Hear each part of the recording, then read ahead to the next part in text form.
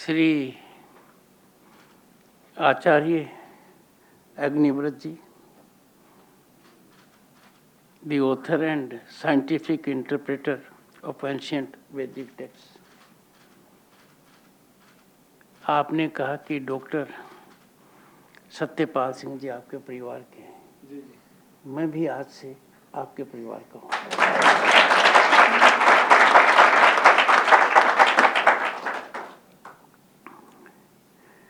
Doctor Madhulika जी, आपके बारे में जो कहा गया, आप साधुवाद के पात्र हैं।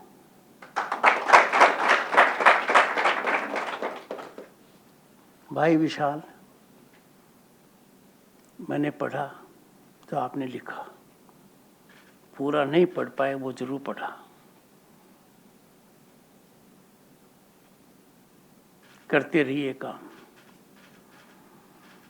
Doctor Satyapal Singh, former Union Minister, former Member of Parliament, a police official of great unimpeachable credentials, and at the moment Chancellor, Gurukul Kangri विश्वविद्यालय हरिद्वार। मुझे आपका सानिध्य प्राप्त हुआ है। लंबे समय से जान पहचान है, गहराई से विषयों पर लगाव रखते हैं। साधारणतः प्रशासनिक सेवा में और राजनीति में आने के बाद इन बातों से आदमी दूर हट जाता है, पर आपकी निकटता निरंतर बढ़ती जा रही है और मुझे सौभाग्य मिला है कि इनके आमंत्रण पर मैं और मेरी धर्मपत्नी गुरुकुल कांगड़ी विश्वविद्यालय भी गए। जब आपने कहा कि ऐसा कार्यक्रम है तो मैंने कहा विषय के ज्ञान तो मेरे को नहीं है, विषय का ज्ञान नहीं है, पर यह ज्ञान कितना आवश्यक है, यह ज्ञान कितना महत्वपूर्ण है। और भारत जो आबादी में दुनिया का 1/6 है, ज्ञान में कहीं ज़्यादा है। हमारी सांस्कृतिक विरासत, हमारी संस्कृति का ज्ञान हमें दुनिया में अभूतपूर्व स्थान देता है। और अच्छा विषय यह है कि वर्तमान में दुनिया भारत की इस पहचान को पहचानने लगी है। तो मैंने तुरंत निमंत्रण स्वीकार किया।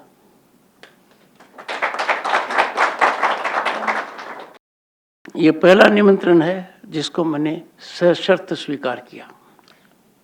आज एक चीज का अच्छा संयोग है, मेरी ताकत, आचार्य जी की ताकत और डॉक्टर सत्यपाल सिंह जी की ताकत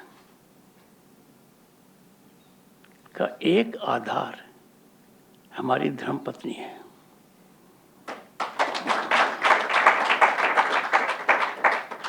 अलका जी ने जो इनका सहयोग दिया है, तभी तो डॉक्टर सत्यपाल सिंह राजनीति की धूल में गोते लगाते हुए इस चीज को भूले नहीं। यहां पर जो भी व्यक्ति उपस्थित है अपने आप में बहुत मेरे लिए अहम है। जस्टिस सज्जन सिंह कोठारी जी, मैं आपका नाम पूरा नहीं ले पाऊंगा, गलती करूंगा, पर हैं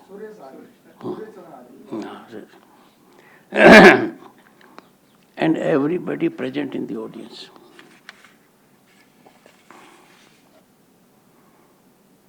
It is a unique function.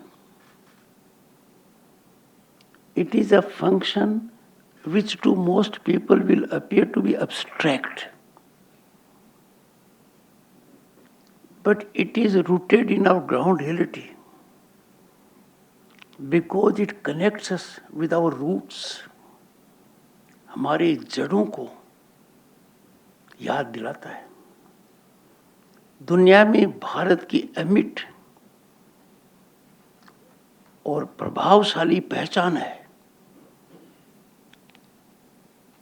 तो हमारे वेद हैं, ज्ञान का अपार भंडार।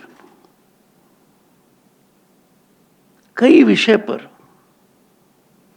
जब मुझे ज्ञान की आवश्यकता पड़ी तो मैंने हर बार ये कहा कि वेद में कुछ है क्या। स्वास्थ्य के बारे में अथर्ववेद में क्या कुछ नहीं लिखा है। और आचार्य जी ने तो बहुत ही कम समय में मेरे को इतना ज्यादा होमवर्क दे दिया जिसका अंदाजा नहीं है। I assure him that the scheme which has unfolded, the kind of connect which he wants to generate, the synergy he wants to develop, he wants institutions to be in sync so that we first become aware of enormous wealth of knowledge we have in all facets of science, and secondly, that we exploit it fully to our advantage. मैंने मेरी चिंता राज्यसभा के सभापति की हैसियत से व्यक्त की कि हमारे महानुभाव जो अनेक अच्छा कार्य कर रहे हैं, साक्षात रूप से उन्होंने वेदों को देखा ही नहीं है। घर में वेद मिलेंगे ही नहीं, और अपने ज्ञान को बढ़ाने के लिए, ज्ञान की धौंस दिखाने के लिए वेदों का नाम लेते हुए थकते नहीं है। तो मैंने शिक्षा मंत्री जी को अनुरोध किया, माननीय धर्मेंद्र प्रधान जी को, कि आप एक कृपा कीजिए, वेदों के बारे में हर संसद सदस्य को आप पुस्तक भेजिए। उन्होंने भेजी। हो सकता है कि वेद जिस भाषा में लिखे गए हैं वो लोगों के समझ में न आए, स्वाभाविक है। इसका अर्थ ये नहीं है कि वो रास्ता छोड़ दें, और इसलिए जरूरी है कि ऐसी भाषा में वेदों का प्रचार और प्रसार हो कि आम आदमी समझ पाए, सहज तरीके से अपना ले। And I have no doubt, once our people come to grapple with the gold mine that is known as Vedas, they will pass it to all their generations. Diving deep, delving into Vedas, its various facets, will not only enlighten us, but will inspire and motivate us. मैंने जब थोड़ा पढ़ा तो मेरे मन में आया कि ये कितना सार्थक है। हमारी उत्सुकता जो है उसको बढ़ाता है और साथ में संतुष्ट भी करता है। वेदों को समझाने के लिए हमारे ऋषियों ने समय समय पर अनेक ग्रंथों की रचना की है, और जैसा आचार्य जी ने कहा, निरुक्त भी एक महत्वपूर्ण ग्रंथ है। इस ग्रंथ को महाभारत कालीन माना जाता है। इस ग्रंथ का समय समय पर अनेक विद्वानों ने अपने अपने तरीके से अपनी अपनी समझ और योग्यता के अनुसार भाष्य किया है, पर निरुक्त का वैज्ञानिक भाष्य हमारे सामने पहली बार आया है, जिसकी प्रतिलिपि मुझे मिली है।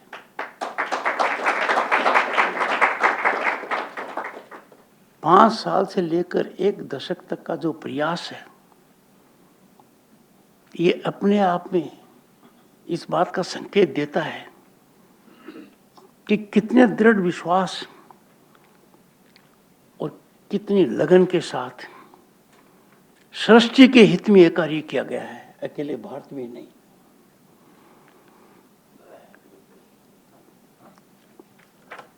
आप सही मायने में साधुवाद के पात्र हैं। 700 मंत्रों पर आपने वैज्ञानिक भाष्य तो किया ही है, अनेक उनमें कठिन भी है, विवादित भी है, उन पर आपने प्रकाश डाला है, लोगों के आसानी से समझ में आने का कृत्य किया है। आपके अनुसार ग्रंथ में तारों की संरचना और उसमें होने वाली विभिन्न क्रियाओं के ऐसे विज्ञान का वर्णन किया गया है जिसके बारे में, और आपने ध्यान आकर्षित भी किया, उस और विश्व के वैज्ञानिकों को जानकारी नहीं थी। आपका यह दृष्टिकोण कि गहराई से जाएंगे तो कोई ऐसा विषय नहीं है जिसका खजाना हमारे पास नहीं है। डॉक्टर सतपाल सिंह जी ने कितनी बड़ी चिंता व्यक्त की है। हमें सजग रहना पड़ेगा, उनका सर्जन करना पड़ेगा, उनकी समझ के लिए टोली और समूह बनाने पड़ेंगे। किसी भी राष्ट्र के लिए सबसे ज्यादा जरूरी है, अर्थव्यवस्था से भी ज्यादा जरूरी है, कि वो राष्ट्र मनोभावना से एकता का परिचायक हो। A nation cannot grow only on economic parameters. The growth is sustainable. The growth is lasting once there is projection of unity. उसके लिए जरूरी है कि डिविजिव फोर्सेस पर हम प्रहार करें। मैं तो यहां तक कहूंगा कि भारत जैसा देश, जो पृष्ठभूमि हमारी 5000 सालों की है, और कोई नहीं है।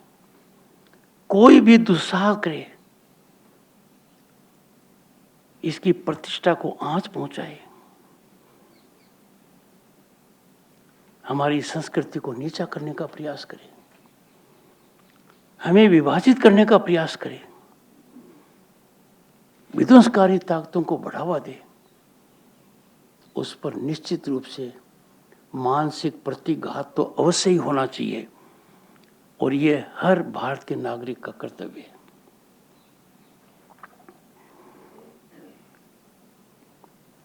जो रहस्य हम आज देख रहे हैं और दुनिया के वैज्ञानिक जिनका अध्ययन कर रहे हैं, अक्सर देखा गया है उनकी प्रचुर मात्रा में जानकारी हमारे यहाँ वेदों में है।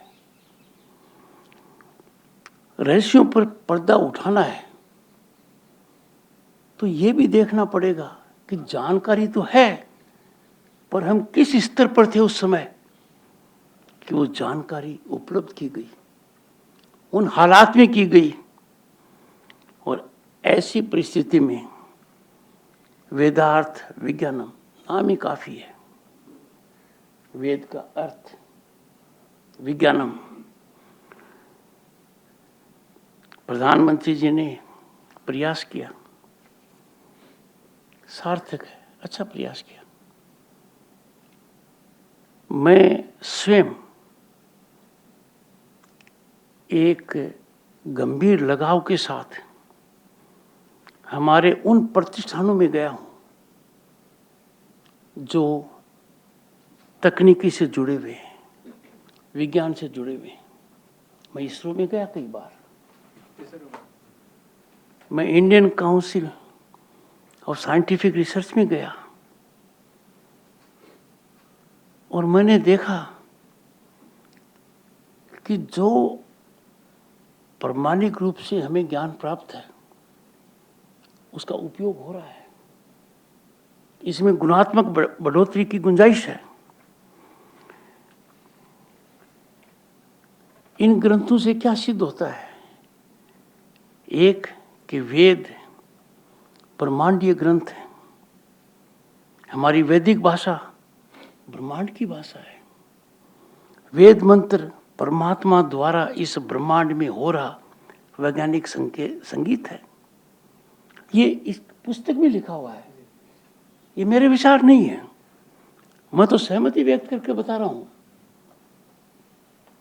ये ग्रंथ गुरुकुलों के छात्राओं आधुनिक शिक्षा में पले बढ़े विद्वानों और वैज्ञानिकों के लिए उपयोगी हैं। जिन महापुरुषों ने भारत का संविधान बनाया उसमें 22 चित्र रखे गए। सबसे पहला चित्र गुरुकुल का है। हमें उस ओर देखना पड़ेगा। आज के दिन क्या है? अंधाधुंध संस्कृति की जड़ों से ऊपर उठकर उनको तिलांजलि देकर लगे हुए हैं in assimilation of wealth. They are ignorant, they are not aware. This wealth assimilation can satisfy only your material needs. It cannot satisfy your hunger for intellect. It cannot satisfy your soul. It cannot give happiness which is of eternal nature. ये अतिशयोक्ति नहीं है कि दुनिया में जो भी संपन्न व्यक्ति हैं और मानसिक रूप से उद्वेलित हैं, पीड़ित हैं, परेशान हैं, शांति की आवश्यकता है, वो भारत में आते हैं। कितनों के नाम हैं और चर्चित नाम है, वो तो हैं ही, संख्या बहुत ज्यादा है। तो मेरा यह मानना है कि यह प्रयास सही दिशा में है। इस प्रयास को जितनी हम गति दें, तो प्रधानमंत्री ने गति शक्ति मंत्रालय बनाया है, उसको बहुत बड़ी गति मिलेगी।